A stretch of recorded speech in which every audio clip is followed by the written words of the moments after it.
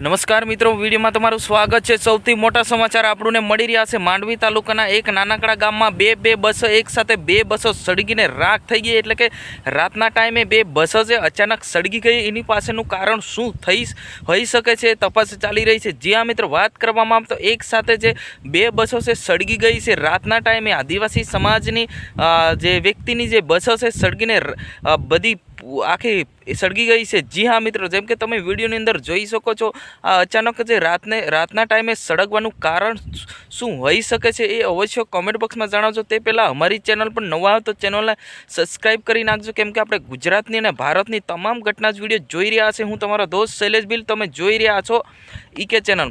મિત્રો, વાત કરવામાં આવે તો ગઈકાલે માંડવી તાલુકામાં એક નાનકડા ગામમાં જે બે બસો જે એ સળગી ગઈ હતી। એવું કહેવામાં આવી રહ્યું છે કે ભાઈ આ અચાનક રાતના ટાઈમે સળગી ગઈ છે, એની પાછળનું કારણ કોઈક ના કંઈક હોઈ શકે છે। જ્યાં મિત્રો એમના બસ તો કોઈ દિવસ સળગે ના, આની તપાસ ચાલી રહી છે। જ્યાં મિત્રો વાત કરવામાં આવતા મોટું નુકસાન થઈ ગયું છે, જે બંને બસો છે સળગીને રાખ થઈ ગઈ છે। જ્યાં મિત્રો વાત કરવામાં આવે તો અત્યારે જે કહેવામાં આવી રહ્યું છે કે આ જે બસો સળગી રહી છે એ બસો કે કોઈએ સળગાવવામાં આવી છે, પણ કોણે સળગાવી છે કોઈને ખબર જ નથી। એની પાછળ જે તપાસ થશે એના પછી તરત ખબર પડી શકે છે। પરંતુ અત્યારે જે સોશિયલ મીડિયા પર ખૂબ જ વિડીયો વાયરલ થઈ રહ્યો છે, વાયરલ વિડીયોની અંદર એવું કહી રહ્યા છે કે આ બસ જે છે માંડવી તાલુકાના જે એક ગામ છે, ગામનું નામ કદાચ આપણે જાણતા નહીં, પરંતુ માંડવીમાં જે આવી બનાવ બન્યો છે કે રાતના ટાઈમે છે બંને બસો છે સળગી ગઈ હતી। તમને ફોટો વિડીયો પણ બતાવ્યો કે આ મોટી દુર્ઘટના છે મિત્રો,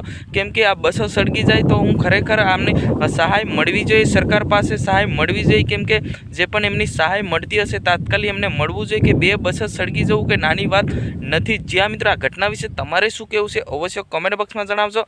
આજની વિડીયોની અંદર બસ આટલું જ હતું।